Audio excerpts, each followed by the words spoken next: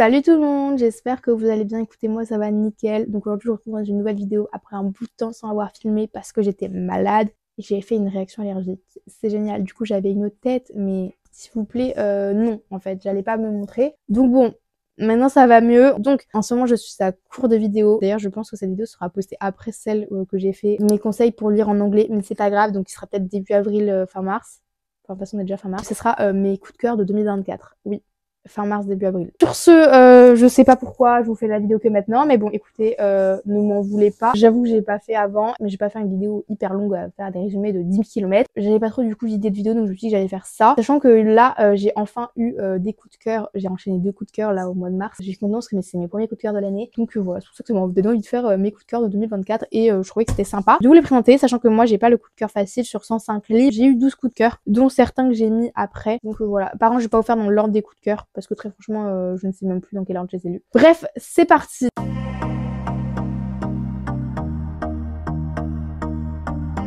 Les premiers que j'ai lus, du coup il y a une vidéo qui sont faits. Les derniers que j'ai eu comme coup de cœur de l'année 2024, ils sont dans des updates lecture. Donc si vous voulez absolument en savoir plus, allez voir dans les updates lecture. Je fais des longs updates lecture apparemment, d'après ma maman. Enfin si vous voulez vraiment avoir un update lecture complet, allez sur les updates lecture qui sont dédiés. Donc en premier du coup on a Les Disparus du Pays Imaginaire de Hayden Thomas aux éditions Pâle, qui existe aussi aux éditions Sabran je crois, en brochet. Du coup c'est un peu une revisite de Peter Pan. Moi j'ai un peu enchaîné les revisites de Peter Pan en comme ça, je l'ai fait en dark romance aussi. J'ai fait le petit tour, mais j'ai préféré la fantasy. Hein. Si vous voulez mon avis de Hooked de Emily McIntyre, je crois. Je l'ai lu en janvier. Sinon sur Instagram ou vraiment dans mes updates lecture. Mais du coup vraiment j'ai trop aimé. J'ai bien aimé le petit soupçon de magie qu'il y avait. Enfin j'ai beaucoup aimé Wendy, Peter Pan.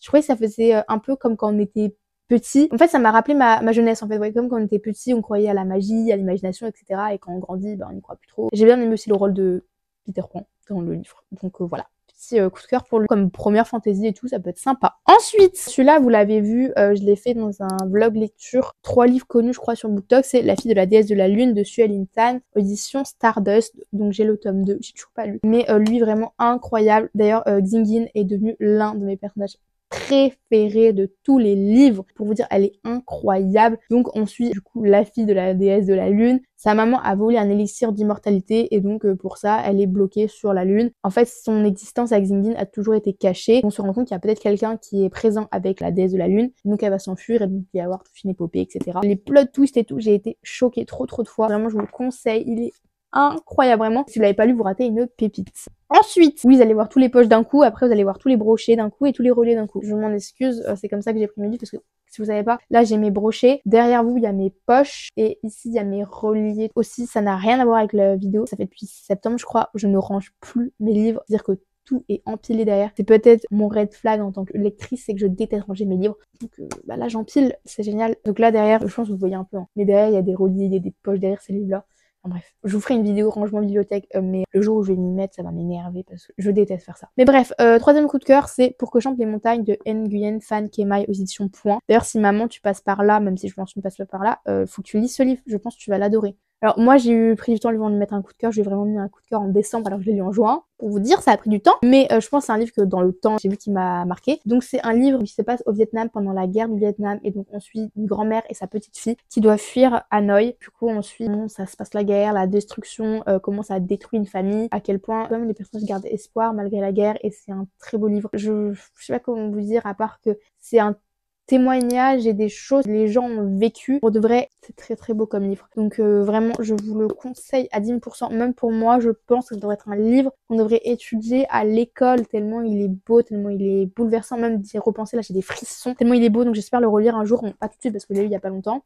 Je l'ai blindé de post-it. On voit pas s'ils sont roses. Il est blindé de post-it. Ensuite, pareil, c'est vu mon weekly vlog. J'avais lu La fiancée du dieu de la mer. Le délire c'est un peu pareil, les titres et je les avais achetés en même temps donc c'est trop drôle. Donc je l'ai lu en lecture commune avec Les filles de Gladys. J'ai oublié de vous dire mais du coup c'est aux éditions Lumen de Axio. C'est un livre où c'est un sacrifice. Donc c'est Mina qui se sacrifie à la place de son frère je crois. À la place de son frère donc se sacrifier au dieu de la mer et donc on est un peu dans une vie parallèle entre la réalité et vie le dieu de la mer. Donc moi j'ai trop aimé. C'était très poétique. En plus c'est inspiré du voyage de Chihiro que je connaissais pas mais bref c'est pas grave. C'est très descriptif. faut aimer, mais j'ai vraiment accroché, j'ai trop aimé, j'ai dévoré le livre en 2 jours. Après vous me direz, chez Lumen c'est énorme, mais vraiment un très beau livre poétique, etc., assez cool à lire. Si vous voulez une lecture assez poétique et assez reposante, lisez celui-là. Ensuite, celui-là c'est, je pense, l'une de mes trilogies préférées. Si ce n'est pas l'une de mes trilogies préférées, c'est The Blood Traitor. Donc c'est de Prison Healer, le premier tome. Aux éditions Hachette, parce que moi j'ai lu le tome 1 qui avait été un coup de cœur, mais du coup en 2023. Et j'ai lu le tome 2 qui était un 4,5, 4,75, je sais plus, en janvier. Et dès que lui il est sorti, je l'ai lu aussi. Et lui c'était du coup un coup de cœur, j'ai trop aimé. Donc dans The Prison Healer, on suit Tiva, je crois, qui est dans The Prison Healer, donc la prison de Zalindov. Elle est guérisseuse. Pour sortir de cette prison, c'est très compliqué. Et en fait, elle reçoit des messages comme quoi ils vont bientôt arriver pour la sauver, pour venir la récupérer. Donc c'est sa famille. Et un jour va arriver la reine traîtresse. C'est pas la reine traîtresse. Enfin bref, une reine, et elle est promise aux 5 supplices. Ces 5 supplices-là, personne n'y a survécu. Sauf que la reine est tellement mal en point que Tiva va décider de prendre sa place et donc de participer aux 5 supplices. Donc vraiment, The Prisoner, un livre incroyable. Après, on arrive dans une intrigue politique. Vraiment, c'est un livre jeunesse qui est assez accessible jeunesse plutôt. Vraiment, ce livre incroyable. Vraiment, j'ai adoré cette trilogie. Vraiment, je vous la conseille. The Prisoner, vraiment. Vous ratez un truc si vous l'avez pas lu. Ensuite, on a La vie invisible d'Adi Larue aux éditions Lumen de Vivi Schwab. Alors lui, comment vous dire ce livre? Mais ce livre incroyable. Je comprenais pas pourquoi les gens ils disaient qu'il était incroyable et tout, mais en fait j'ai très vite compris. J'ai aussi lu très vite, donc j'ai lu 700 pages très vite. Trop aimé ce livre. Donc on suit Adi qui, une nuit de 1714, doit se marier, mais elle refuse son mariage, donc elle va fuir et elle va prier tous les dieux possibles, sauf qu'elle prie la nuit. Donc c'est le démon qui lui répond et elle va vraiment tout accepter. Donc elle va accepter l'éternité, mais ça veut dire que quand elle ouvre une porte ou quand elle va voir quelqu'un, la personne l'oubliera forcément, passe sa nuit et tout, et elle rentre chez elle et ses parents ne se rappellent pas d'elle. Donc à partir de là, on va suivre Adi dans le temps en fait, et dans le présent, donc à New York, où elle va rencontrer un libraire. Donc un jour elle va aller dans une librairie et elle va acheter un livre, et en fait elle va voler le livre parce que d'habitude quand elle prend le livre, elle sort et les personnes ne se rappellent pas d'elle. Sauf que là, comme par hasard, il se rappelle de lui et lui dit mais pourquoi tu voles ce livre et tout. Donc elle retourne une deuxième fois, elle se dit bah cette fois-ci il va m'oublier, c'est pas possible, et il se souvient d'elle. Donc voilà, et on a aussi un espace-temps où on va la suivre tous les ans, le jour où elle a fait son pacte avec le diable. Ce livre est très lent. C'est un récit lent, et d'ailleurs je crois que vous allez vous rendre compte que j'aime beaucoup les récits lents, mais vraiment c'est très beau, très poétique. Ensuite, faire les livres en anglais pour finir avec les reliés. En anglais, premier coup de cœur de l'année, je crois, c'était The Bear and the Nightingale de Catherine Arden. Une pépite, donc en français, l'ours et le rossignol. Donc on va suivre Basia qui, au début donc de la trilogie, est une jeune fille et au fur et à mesure de la trilogie, elle grandit. C'est vraiment une fantasy complexe adulte parce que déjà, c'est fantasy pure. D'ailleurs, je me suis rendu compte que j'aime beaucoup les fantasy pures. Il n'y a pas beaucoup de romance.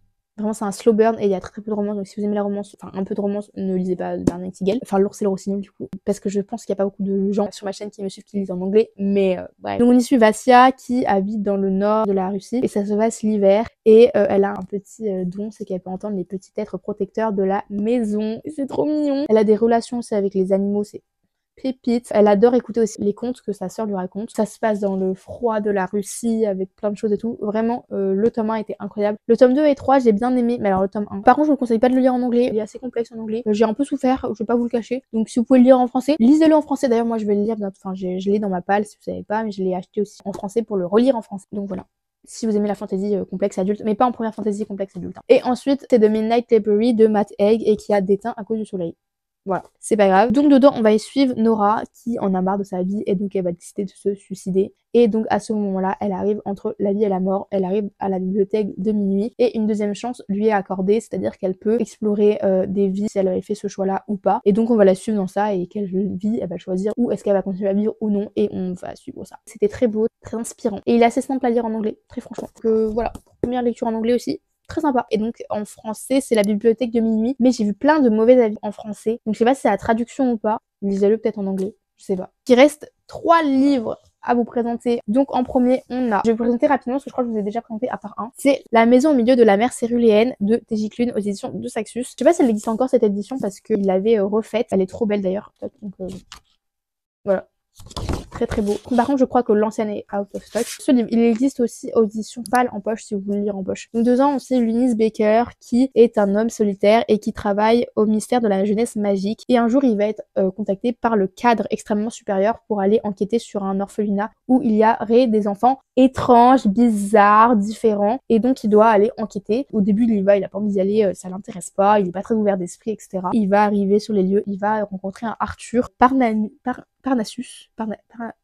Astuce. D'accord, très bien. Il va rencontrer du coup Arthur et Arthur va lui faire rencontrer les enfants. Il est très protecteur auprès des enfants dont il s'occupe, mais il va aussi arriver avec un bagage vraiment, il est saoulé d'aller là-bas, il est pas du tout ouvert d'esprit, il est totalement fermé. Après, à la fin du livre, on va y retrouver un nouveau Linus qui accepte la différence, qui est beaucoup plus ouvert d'esprit. Enfin bref, je peux pas trop vous en dire, mais il est incroyable. Ce livre, ça parle de la différence, etc. Et moi, je me suis tellement retrouvée dans ce livre. Enfin, je sais pas comment vous dire, mais ce livre, pépite, lisez-le. Ensuite, ça c'est un tome 2, c'est La Reine Traîtresse de Daniel L. Jensen aux éditions Brajlon. D'ailleurs, il y a le tome 4 qui est sorti il y a pas longtemps et faut que je lise. Le tome 1 avait été un véritable coup de cœur, le tome 2 aussi. Et après, pour la... En fait, c'est une saga avec des duologies. J'ai beaucoup moins aimé. Voilà, je vais pas vous le cacher, j'ai beaucoup moins accroché. Donc, c'est un tome 2, donc je vais pas vous faire un petit résumé celui-là, mais je vais plutôt faire du coup du Pont des Tempêtes, qui est maintenant en poche aux éditions aussi Brajlon. Donc, on va y suivre Lara, c'est un peu l'arme de guerre du roi de Maridrina. Il y a un pacte entre les rois d'Itikana et le roi de Maridrina. C'est Lara qui y va.